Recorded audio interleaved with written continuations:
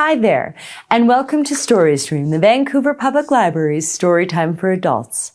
My name is Jonna, and today I'm coming to you from the Terry McBride Recording Studio, which is located on Level 3 of the Central Library at 350 West Georgia. Now, the Central Library, like all 21 of our locations, is located on the unceded and traditional homelands of the Musqueam, the Squamish, and the Tsleil-Waututh people. Now, what do Harry Potter, A Handmaid's Tale, The Tale of Peter Rabbit, and Slaughterhouse-Five have in common? Well, you'd be right to say that all four of these titles have inspired generations and are examples of great storytelling. But these titles, believe it or not, have all at one time or another been banned in libraries across North America. Well, what is a ban? And how does a book find itself removed from a library shelf or institution? Well, it's not common that a book is entirely banned. More often, the book will be challenged by a member of the public. Books usually are challenged with the very best intentions to protect others, frequently young children, from difficult ideas and information. However, our job as library staff is to balance the best interests of our community with our responsibility to promote and protect intellectual freedom. In the words of Lyndon B. Johnson, books and ideas are the most effective weapons against intolerance and ignorance. Intellectual freedom is one of the core values of the library profession. Libraries promote free, open access to information and seek to combat censorship. Freedom to Read Week is an annual event that encourages Canadians to think about and reaffirm their commitment to intellectual freedom. Libraries across the world unite to help bring access to materials, whether it be a book, a play, a film, to the people and to celebrate our right to read. In the words of Joseph Brodsky, there are worse crimes than burning books. One of them is not reading them. Now here at the Vancouver Public Library, readers can rejoice to find that we're working hard to ensure that you have access to the materials that you wish to read. You can learn more about our collection development policy on our website, or you can talk to our staff about how we build and maintain our collection to make certain that the needs of the community is met. If you're interested in learning more about banned books, we have many books and resources on the subject for you to explore. And we encourage you to learn more about Freedom to Read Week on the website or at a library near you. Ernest Hemingway was an American novelist, short story writer, and journalist. His understated style, which included his iceberg theory or theory of omission, had a strong influence on 20th century fiction, while his adventurous lifestyle and public image brought him adoration from later generations. Hemingway, in his time, published 7 novels, 6 short story collections, and 2 nonfiction works, winning the Nobel Prize for Literature for his novel The Old Man and the Sea. 3 of his novels, 4 short story collections, and 3 nonfiction works were published posthumously. Many of his works are considered classics of American literature, and many of those works have faced a challenge or banning at some point in time. In fact, all of his material was burned in the Nazi bonfires of 1933 Germany for being a monument of modern decadence. Today's story, Hills Like White Elephants, is a short story from the Complete Short Stories of Ernest Hemingway. It was pulled as recently as 2010 from Litchfield, New Hampshire's Campbell High School elective course after parents voiced concerns about a short stories unit that dealt with subject matters such as abortion, cannibalism, homosexuality, and drug use. The parents claimed such stories promoted bad behavior and a political agenda and shouldn't be included in classroom lessons. The high school English curriculum advisor eventually resigned amidst the controversy. The lion's share of books that were challenged in 2023 touched on topics of gender diversity, equity, and inclusion. This story is a perfect example of Hemingway's Spartan style. In this story, as is so often the case, the real revelations can be found in that most generative space between what is said, what is meant, and who is listening. In the spirit of Freedom to Read Week, please enjoy Ernest Hemingway's short story, Hills Like White Elephants.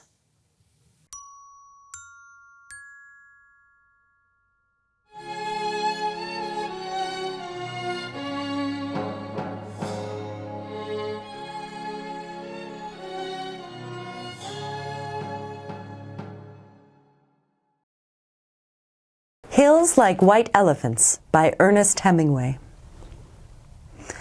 The hills across the valley of the Ebro were long and white. On this side there was no shade and no trees, and the station was between two lines of rails in the sun. Close against the side of the station there was the warm shadow of the building and a curtain made of strings of bamboo beads hung across the open door into the bar to keep out the flies.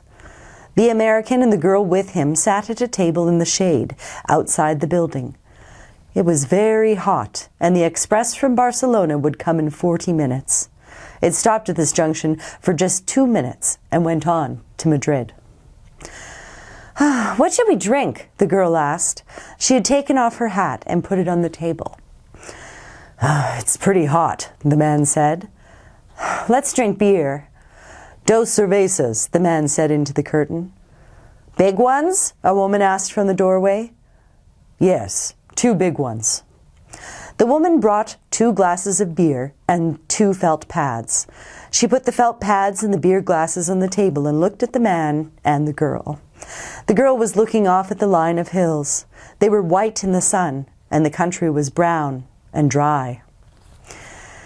"They look like white elephants," she said. "I've never seen one." The man drank his beer. "No, you wouldn't have." "I might have," the man said. "Just because you say I wouldn't have doesn't prove anything." The girl looked at the bead curtain. They've painted something on it," she said. "What does it say?" "Anís del Toro. It's a drink." "Well, could we try it?" The man called, "Listen," through the curtain. The woman came out from the bar. "4 reals. We want 2 Anís del Toro." "With water?" "Do you want it with water?" "I don't know," the girl said. "Is it good with water?" "It's all right." "You want them with water?" asked the woman. "Yes, with water." "Tastes like licorice," the girl said and put the glass down. "That's the way with everything." "Yes," said the girl. "Everything tastes of licorice, especially all the things you've waited so long for, like absinthe." "Oh, cut it out." "You started it," the girl said. "I was being amused. I was having a fine time." "Well, let's try and have a fine time." "All right, I was trying. I said the mountains looked like white elephants. Wasn't that bright?" "That was bright." "I wanted to try this new drink. That's all we do, isn't it? Look at things and try new drinks?" "I guess so." The girl looked across at the hills. "They're lovely hills," she said. "They don't really look like white elephants. I just meant the coloring of their skin through the trees." "Should we have another drink?" "All right." The warm wind blew the bead curtain against the table. "The beer's nice and cool," the man said. "It's lovely," the girl said. "It's really an awful simple operation, Jig," the man said. "It's not really an operation at all." The girl looked at the ground the table legs rested on. "I know you wouldn't mind it, Jig. It's really not anything. It's just to let the air in." The girl did not say anything. "I'll go with you and I'll stay with you all the time. They just let the air in and then it's all perfectly natural." "Well, then what will we do afterward?" "We'll be fine afterward, just like we were before." "Well, what makes you think so?" "That's the only thing that bothers us. It's the only thing that's made us unhappy." The girl looked at the bead curtain, put her hand out and took hold of 2 of the strings of beads. "And then you think we'll be all right and be happy?" "I know we will. You don't have to be afraid. I've known lots of people that have done it." "Well, so have I," said the girl. "And afterwards they were all so happy." "Well," the man said, "if you don't want to do it, you don't have to. I wouldn't have you do it if you didn't want to. But I know it's perfectly simple. And you really want to? I think it's the best thing to do, but I don't want you to do it if you don't really want to do it. And if I do it, you'll be happy and things will be like they were and you'll love me?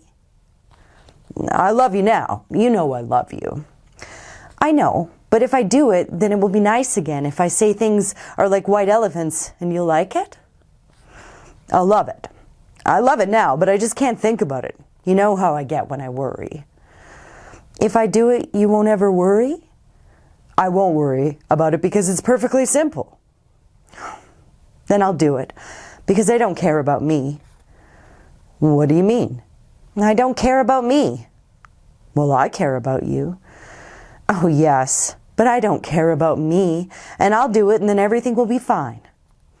I don't want you to do it if you feel that way. The girl stood up and walked to the end of the station. Across on the other side were fields of grain and trees along the banks of the Ebro. Far away, beyond the river, were mountains.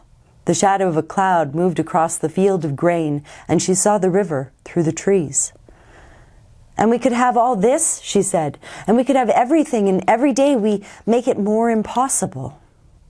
What did you say? I said we could have everything. We can have everything. No, we can't. We can have the whole world. No, we can't. We can go everywhere. No, we can't. It isn't ours anymore. It's ours. No, it isn't. And once they take it away, you never get it back. But they haven't taken it away. We'll wait and see. Come on, back in the shade. You mustn't feel that way. I don't feel any way, the girl said. I just know things. I don't want you to do anything that you don't want to do, nor that isn't good for me, she said. I know. Could we have another beer? All right, but you've got to realize. I realize, the girl said. Can't we maybe just stop talking?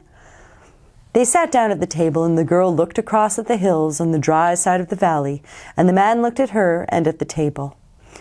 You've got to realize, he said, that I don't want you to do it if you don't want to do it. I'm perfectly willing to go through with it if it means anything to you. Doesn't it mean anything to you? We could get along. Of course it does, but I don't want anybody but you. I don't want anyone else. And I know it's perfectly simple.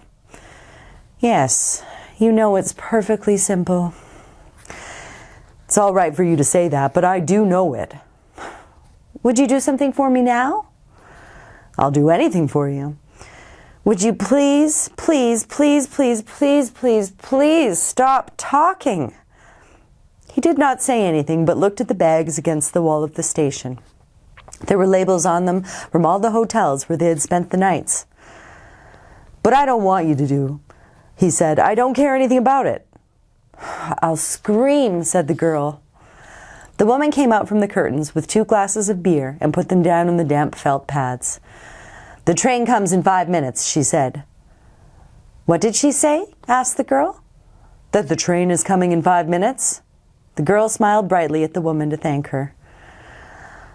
I'd better take the bags over to the other side of the station, the man said. She smiled at him. All right, then come back and we'll finish the beer. He picked up the 2 heavy bags and carried them around the station to the other tracks. He looked up the tracks, but could not see the train. Coming back, he walked through the bar room where people were waiting for the train were drinking.